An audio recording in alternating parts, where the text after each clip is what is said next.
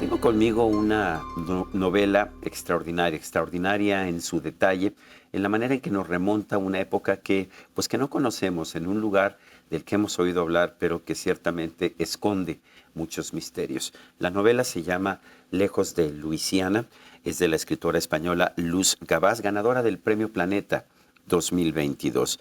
Luz Gabás, gracias por estar con nosotros aquí en la entrevista.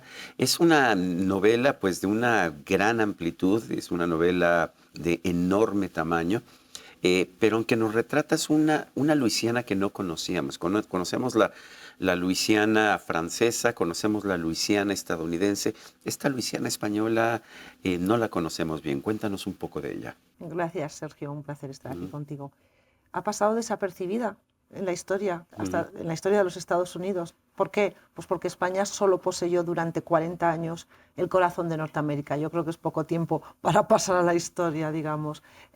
Para mí fue un descubrimiento. Conocía algún titular, vagamente la figura del personaje más importante en España de la época, que era Bernardo de Gálvez, pero sinceramente jamás pude imaginar que iba a encontrar semejante crisol de culturas, un momento tan interesante y tan convulso, pues ideal para una novelista, desde luego. ¿Cómo termina España con este pedazo de territorio enorme en el corazón de los Estados Unidos? ¿Cuáles fueron las razones históricas?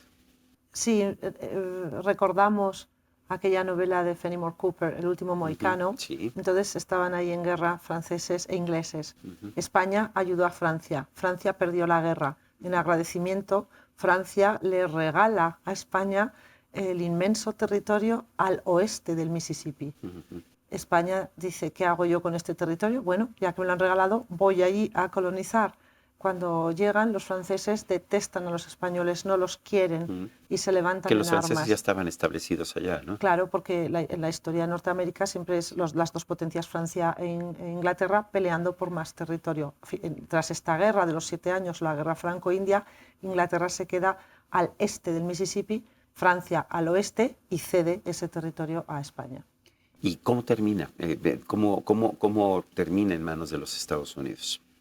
Pasan muchas cosas todavía, es decir, los franceses criollos no quieren a los españoles, pero los españoles finalmente, pues con más soldados, consiguen, digamos, apaciguar el territorio, mantienen las leyes francesas para contentar allí a los criollos franceses, y entonces van llegando los gobernadores españoles y tenemos a las 13 colonias del este, que serían los Estados Unidos, en guerra contra Inglaterra. España ayuda de manera encubierta a las 13 colonias para que se independicen de los ingleses. ¿Y cómo lo hace? Pues tomando fuertes de los ingleses, ganándolos en realidad para España. Por eso digo que es una ayuda encubierta. España no podía decir que estaba ayudando a los Estados Unidos a independizarse porque tenía todos los países de Latinoamérica. Claro, entonces tenía que hacerlo exacto, de manera encubierta. Una vez que los estadounidenses ganan y se declaran la independencia, empiezan a desplazarse hacia el oeste y comienza lo que ya todos conocemos por las películas, la conquista del oeste. Entonces digamos que mi novela está entre El último mohicano y la conquista del oeste. Ahora, tienes personajes de etnia muy variada. El personaje principal es Ixcate. Cuéntanos sobre este muchacho, este joven Ixcate, que de hecho nos lo encontramos la primera vez en un mito de iniciación, en un rito de iniciación. Así es, yo quería que hubiese un personaje nativo americano. Al principio no tenía muy claro si iba a ser un él o ella, pero entonces me topé con una leyenda kaskaskia y me iba muy bien por la zona, porque si la novela sucede entre el delta del Mississippi y el país de los Illinois, con una parada intermedia en la zona de Arkansas, me iba bien que el protagonista masculino fuera de Kaskaskia, una población en el lado este del Mississippi, es decir, en lo que queda en zona inglesa, pero educado por los jesuitas franceses. Entonces ya empecé a ver que ahí tenía un tema sobre el que hablar, que es el tema de la identidad. O sea, soy nativo americano, pero ya de entrada conozco otras dos culturas europeas. Este joven verá cómo las tradiciones de su pueblo, cómo su pueblo desaparece. Me gustaba esta figura un tanto trágica y a la vez consciente de lo que iba a suceder. Y quería que fuese así, quizás porque Yo vengo de un territorio fronterizo, que es el Pirineo, y donde también he vivido por edad pues esa transición de la tradición a la modernidad, es decir, de ser un entorno muy rural a ser un entorno turístico, que es al fin y al cabo también una forma de colonización, ¿no? Moderna, pero también me sirvió para entender sus problemas de identidad. Hay una joven, Suzette Girard, ella representa pues la cultura criolla francesa. Cuéntanos sobre ella. Leí una leyenda, Kaskaskia, que fue el detonante de la historia, porque era frecuente que los franceses se casaran con nativas americanas, pero a la inversa no he encontrado ningún dato. Pero esta leyenda hablaba de un joven nativo, hijo de un jefe, que se enamora de una joven criolla francesa. Y dije, si existe la leyenda, Seguramente. seguramente algo hubo, y hay que tener en cuenta que vivían en aldeas cercanas. O sea, yo me imagino en ese lugar encontrándose, viéndose por lo menos pues en el mercado, por ejemplo. O sea, estoy segura de que sabía quién era quién. Este es hijo de un jefe, esta es la hija de tal. Entonces monté esa historia. A Suzette la diseñé como un personaje romántico. ¿Por qué? Porque la novela transita entre la ilustración, el mundo de la razón, y el romanticismo que ya se asoma. Estamos hablando del último tercio del siglo XVIII. Entonces quería que, a diferencia de su hermana, que es una mujer muy racional y que perpetúa lo que le han enseñado en su familia, quería que Suzette tuviese un alma más libre y tuviese también más incertidumbres, inquietudes, que fuese más reflexiva, quién soy yo, qué se espera de mí, dónde me va a llevar la vida. Por eso tiene un alma más romántica. La población negra que había estado llegando desde la colonización, ¿qué papel desempeñan en esta novela? Cuando me documentaba, elegí, digamos, un personaje tipo de cada grupo social que me encontraba. Tenía que hablar de los esclavos africanos. Entonces lo que hice fue quizás un tema más conocido que el tema de los nativos americanos del Mississippi. Lo que hice fue diseñar a Bambula, que es un esclavo africano que viaja del norte de la zona de Illinois a Nueva Orleans y que huye de su amo y se convierte en cimarrón. Y, por ejemplo, esto desconocía cómo funcionaba el tema de los cimarrones. Estos se negaban, aunque pudieran, a comprar su libertad, porque decían que que un hombre no tenía que pagar por su libertad y preferían vivir en los pantanos, aunque por las noches se reencontraban con sus familiares. O sea, el mundo de los cimarrones es fascinante, y quise que fuera este hombre hablando de la libertad, porque luego su hijo vivirá el tema de la lucha por la libertad de otra manera, porque ya habrá sido influenciado por la Revolución Francesa, y su mujer Anne, que es la criada de la protagonista Suzette, que es una mulata, hija de, pues lo típico, un amo de plantación, también tiene su reflexión sobre el tema de la libertad. Esta es una sociedad eminentemente rural, pero llegan las ideas de la Ilustración, ¿no es así? Las ideas ayudan a transformar esta sociedad. Es que es fascinante porque nos parece que, como hablamos del siglo XVIII, que eran sociedades quietas, es que yo recuerdo cuando me documentaba el movimiento que percibía. O sea, ahora cogemos un avión, vale, y nos cruzamos el océano, ¿no? Pero es que entonces igual lo hacían, les costaba 3 meses, pero lo hacían, río arriba. Les costaba lo mismo llegar de España a Luisiana que de Nueva Orleans al país de los Illinois en esos barcos que movían con postes.